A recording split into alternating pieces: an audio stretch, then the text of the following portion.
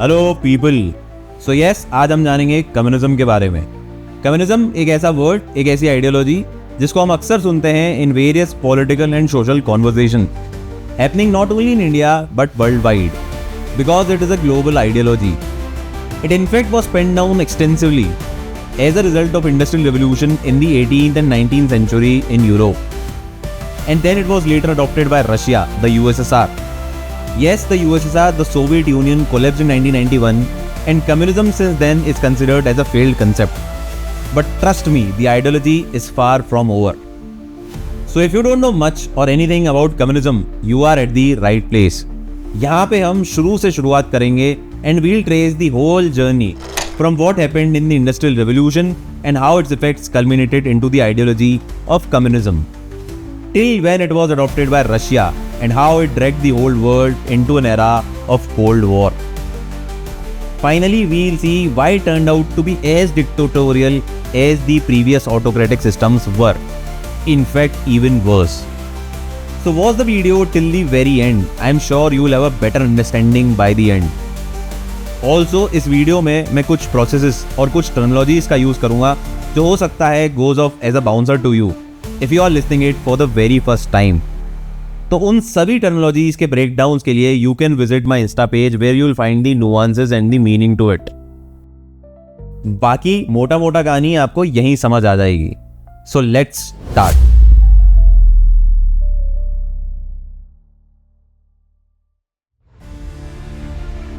To understand the journey of communism from its origin to its evolution till date, we need to break it down into parts. और ये parts सिर्फ for better understanding of video के लिए नहीं है, but they are actually the parts how human history and psyche has evolved over the period of time.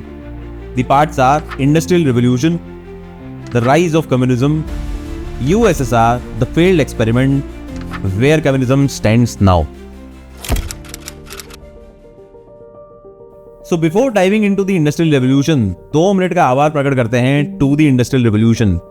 Because 90% of the things we use today, we consume today, are due to it. The cars and bikes we drive, the phones we use, the washing machines and refrigerators, the ACs and coolers जो इस भयंकर गर्मी में हमारा जीवन संभव कर पाते हैं, are all thanks to Industrial Revolution. In fact, हम एक दूसरे से interact कर पा रहे हैं is due to the build-up on the discoveries of Industrial Revolution. So be totally grateful to it. Now, Industrial Revolution began in the late 18th and the early 19th century in Europe and gave rise to capitalism and free markets. The world was predominantly agrarian prior to that. Almost 80% of the people were engaged into agriculture. The feudal system was prevalent in most parts of the world. But ये सब बदल गया with the mechanization and invention of steam engines. Commercial goods can now be produced at massive scales with large factories and manufacturing setups. Agriculture was already overloaded, as we just learned 80% people were into it, so a lot of people moved from agriculture in villages to factories and industries in the cities to find better avenues. अब पैसे कमाने की चाह में लोगों का गांव से शहरों में बसना in expectation of a better life and facilities is always there. Just like you can see it in most parts of India and other developing nations even today. Similarly, urbanization happened then and there too. To make a decent dime and availability of better infra for education and health made people switch from villages to towns and cities. And धीरे धीरे the cities went overcrowded, leading to poor living and health conditions as the population kept on growing. Now to bear the city expenses, maintain the upkeep and sending money back home, they were compelled to work for long draining hours under harsh conditions with up to 16 to 18 hours a day, even more than what Narayan Murthy recommends. Also in this system of capitalism, say for example company X is selling a product for 500. Out of that 100 is the material cost, which leaves them with 400. Only 100 were given to the labor who gave their time, energy and life to it. Rest 300 went to the owner's pockets. I mentioned the labor putting their lives into it because back in the day, the working conditions were new and quite fatal, plus overburdened in order to fetch maximum profits, which led to massive incidents and accidents. On the other hand धीरे धीरे करके 300 रुपए पर product का profit इकट्ठा करके these capitalist और owners और the owners of resources will accumulate huge wealth over a period of time and open new factories and new ventures, again employing a bunch of people and exploiting them. This thus became a trap for these poor labor, because in order to earn more they had to work hard, work in harsh conditions, work in poor conditions, live in overcrowded spaces and live a pathetic and abysmal life. और ये सारी बातें सिर्फ तब की ही नहीं है, but you can see such practices still prevalent today, where a lot of poor people from various regions of the world go to mega industries and massive factories in the Middle East and all parts of the world in order to rise from the poor and grievous state they are in, hoping to move up the ladder. Yes, now you have plenty of human rights and workman rights, but still they don't get benefits according to what they contribute. You can see a definite exploitation of these people unless you are blind. Nevertheless, back then तो हालत बद से बदतर थे, जिंदगी मौत से ज्यादा बदसूरत थी, बट क्योंकि मरने का डर बदसूरत जिंदगी से भी ज्यादा खौफनाक होता है, लोग जिए जा रहे थे या कहें लोग जीवन काटे जा रहे थे. As a result, clearly visible two classes of people emerged: the capitalists, the bourgeoisie, and the proletariat, the working class, with a starking difference of life and lifestyle. This became the fertile ground for communism. With the exploitation and class struggle going on between the proletariat and the bourgeoisie, Karl Marx and his friend Friedrich Engels wrote the Communist Manifesto in 1848. These people are said to be the fathers of communism. Obviously, the idea came before the book, but the ideology gained popularity only after the manifesto. इन्होंने ये ideology create करी based on Hegel's dialectics. Let us see what is it before diving into communism. तो भैया, Hegel was a philosopher and a brilliant one, for me at least, for sure. He believed history is an unfolding process of moving towards freedom. मतलब we live in ever evolving world and हम history समझ के उसको question करके हम आगे बढ़ सकते हैं in the quest of evolution. He built a framework where the idea can be transformed into a new idea through interaction of opposing or deviating forces. Focusing that कोई भी idea 3 stages से गुजरता है: the thesis, the idea or the argument itself, the antithesis, the opposition or the deviation from the idea, and then comes the synthesis. दोनों को मिला के the new state or the real truth. और ये जो dialectics method है, इसको आप कहीं पे भी लगा सकते हैं in any sphere of life. Be it religion, be it history, be it politics, or be it anything. All the ideas and concepts travel through these 3 phases. So for example, in primitive times we were hunters and gatherers. ना कोई राजा था, ना कोई सेवक, ना किसी की जमीन थी, ना किसी का पानी. जिसकी जितनी औकात, जिसकी जितनी हैसियत, उतना छीन लो. एकदम जानवर. This becomes the thesis, the status quo. Now with time, antithesis comes. नहीं यार, ऐसे तो कैसे चलेगा.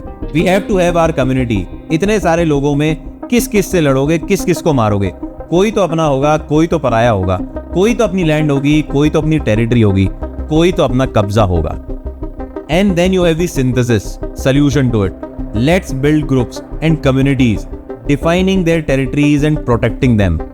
So basically the primitive system gave way to the communal system. An old idea gave way to a new idea. Now this framework of thesis, antithesis and synthesis can be of singular cycle or multiple cycle, just as in this case.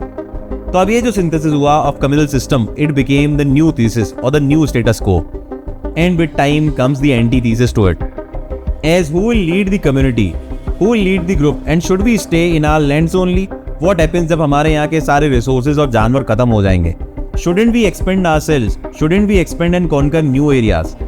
As a result, then comes the synthesis of creating leaders of the group, who will protect the land and find new areas to get the community going and growing. Then moving ahead in this trail only comes the concepts of civilization, slavery, empires, feudalism, and now at this point of time we are referring in the video comes capitalism, which is the antithesis to the previous thesis of feudalism. So आपने history को track करते करते आगे की कहानी बनाने का माहौल बना दिया, जैसा हेगल ने बोला था. And here Karl Marx and his friend Friedrich Engels comes with the idea and the concept of communism as a synthesis between feudalism and capitalism.